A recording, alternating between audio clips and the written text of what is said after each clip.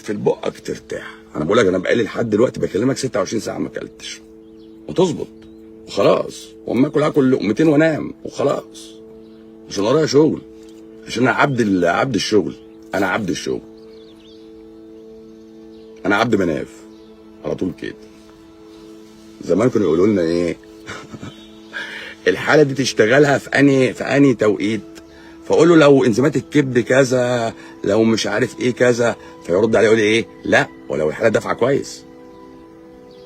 ما الدكاتره بتعلم بعض بقى ويعلمونا ما تعملش سعرك زي الاستشاري، عشان لما تكبر يبقى ملعبه ما يخشش عليك وما تخشش عليه. انت فاهم؟ انت فاهم قصدي؟ لا. وبعدين واحد بيقول لك اعصابك يا دكتور الضغط. بص يا باشا، انا الضغط الدم بتاعي لو وصل 300 على 200 مش هتحرك من مكاني. عارف ليه؟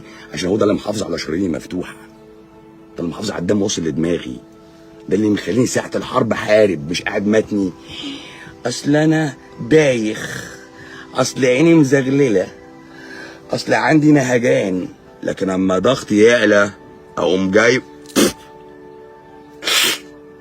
مش ده كده الحرب؟ ولا الحرب تبقى ازاي يعني؟ اتقيز يعني ببقى قاعد ايه يا جماعه ما تكلموني انا عايز راجل يطلع يكلمني. هو ايه القعده اللي كلها ستات دي؟ انا عايز راجل فين؟ يا نهار اسود، فين ايام رشدي اباظه؟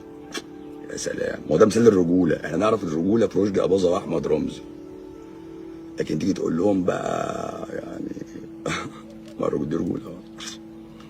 ده الراجل بتاع العصر الحديث، هذا هو الرجل بتاع العصر الحديث. بس عشان كده يا باشا، انت رصيدك هناك حدوته تانية، مشاهدك هناك مختلفه. انت ممكن تقول مشاهدك كلها سكيتي، مش ما فيهاش اعلام، بس هي رباني قوي، فاهم؟ رباني قوي، فبتوصل. عشان كده يقول لك ايه؟ اشعث اغبر، فاهم؟ لا يقام له في المجالس ولا يفتح له الباب، واذا اقسم على الله لا ابره. ليه؟ هو سالك يا باشا، سالك. فانت اسلك، اعمل الخير ورميه البحر، اعمل الخير ورميه البحر. وما تلاقي ناس بتخوض في ذكر حاجه غلط ما تقعدش معاهم. ولو ما عرفتش ترد، ما انت متني ما تردش، يعني انت متني مثلا ما بتردش، فانت خليك في اضعف الايمان، يعني ارفضه بقلبك ويمشي. ما تقعدش بقى، ما انت لو قعدت انت موافق وسامع الشتيمه بتاعتي ومعدي بقى، انت مسنج،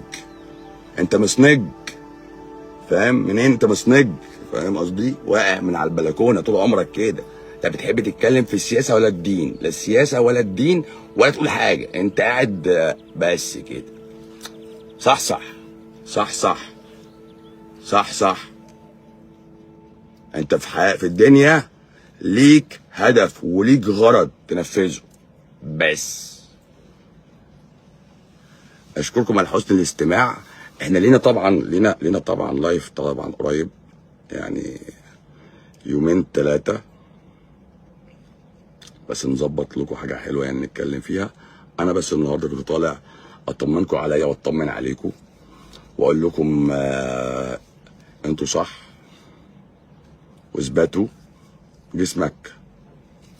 جسمك مخلوق كويس، قادر على التجدد، قادر على التشافي، قادر على التعافي، قادر على القيام بمهامه بدون اي تدخل من حضرتك.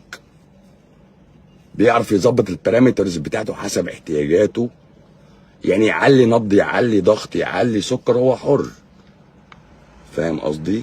بس انت عليك تعالج الاعراض اللي انت بتعاني منها وتعرف سببها وتوقفها. يعني ما ترميش كل حاجه على كاهل حاجه تانية، ولا الزغلله ولا النشفان ولا الرعشه ولا التشنجات ولا كرامبات الرجلين ولا الشد العضلي في مشط الرجل، كل ده سببه السكر. كلام فارغ.